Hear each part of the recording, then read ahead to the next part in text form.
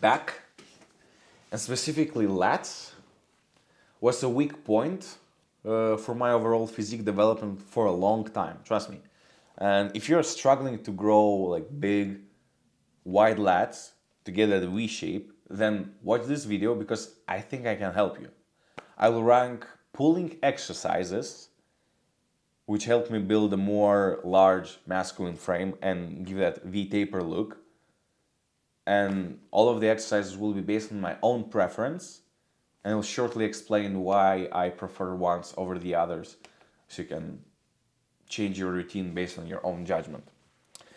Starting with the pull down machine, easily S tier, absolutely amazing, especially when you're doing with one arm at the time. You can put more focus into this.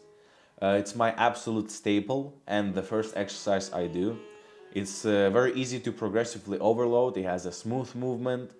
It's also very stable, so you don't have to focus on stabilization. And I just love the way it feels. Now it works mostly the upper side of the lat, but when I help myself, with the other arm to push to the failure, I can actually feel the bottom part of lats engaged. It's just amazing exercise. Easily S tier. Then you have a V-grip lat pull down, A tier. It's also a great exercise, right? It feels great, stable and smooth movement. Targets mainly your upper lats.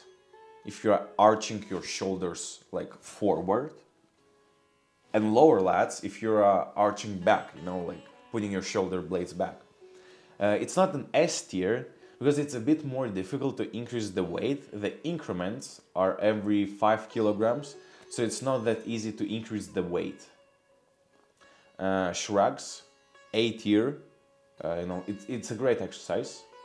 You can do it in many different variations. You can do with dumbbells, kettlebells, barbells, Smith machine. I prefer to do it with Smith machine and superset it with like dumbbells or kettlebells. If you are doing it with a narrow grip, right, a bit more narrow than your shoulders, then it also hits your neck. I don't really see many people doing this exercise, even though it's really good. So it's sad that people are not doing this more. I think shrugs, it's like the fastest way like to build a strong masculine look.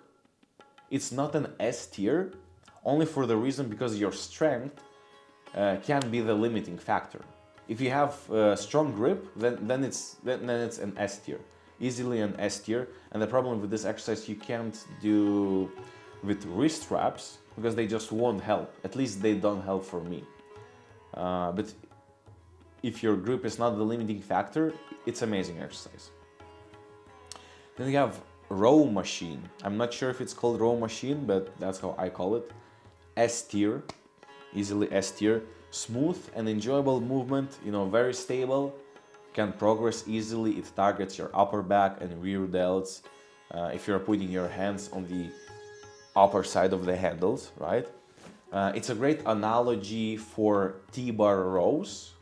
If your gym doesn't have T-bar row, I've never seen T-bar row in my life in person, right? You can also put like pad between the machine and your chest if your arms are too long to get the stretch. Then add the pads. Overall, like amazing exercise. S tier. Wide grip lat pull down. I think it's a B tier. It's good for building wide lats and overall like back development for most people. Problem for me is that it just feels uncomfortable on my back and elbows. So it's personally just not very comfortable, not very enjoyable movement.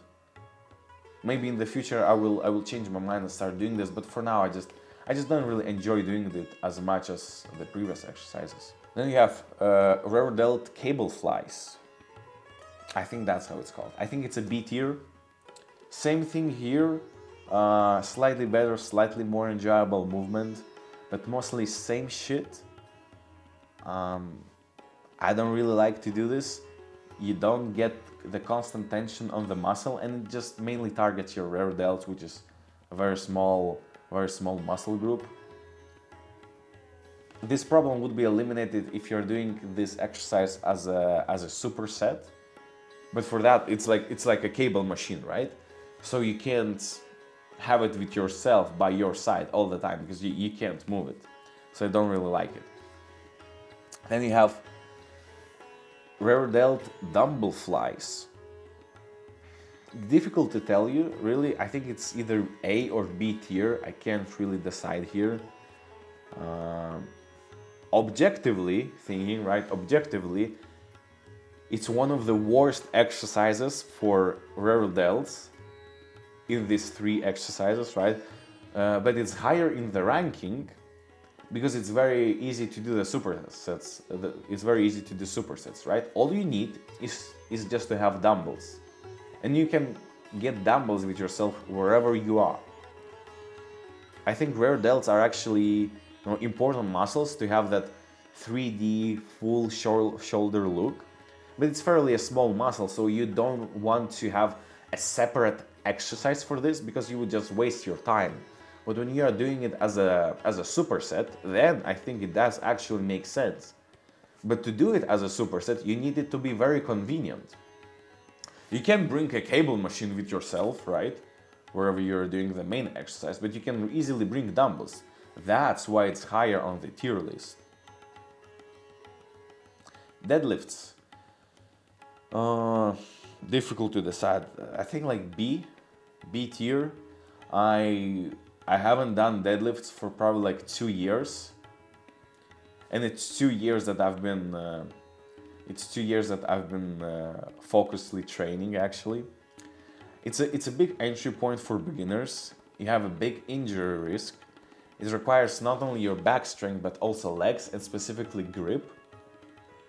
It's not comfortable at all to do supersets. I mean, I don't think anyone will do supersets with deadlifts, right?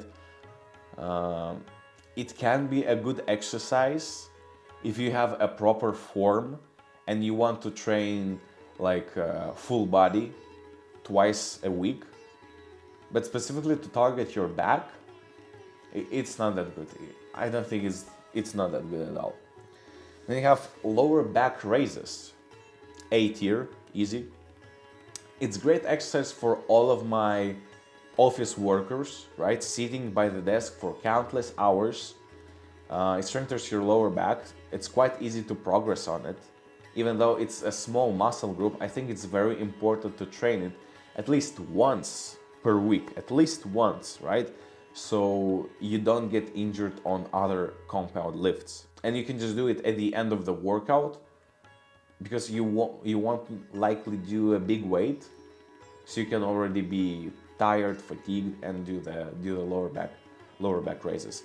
It's not an S tier because it's still a fairly small muscle group, and sometimes my head gets dizzy when I'm at the bottom of the movement. Now we got my ranking for most popular back exercises. You know which ones I like, which ones I don't. If you have similar arm length and shoulder width as I do, then I'm very, very confident that S, A, and B tier exercises will work for you as well. I hope that was helpful, explaining the difference between different exercises.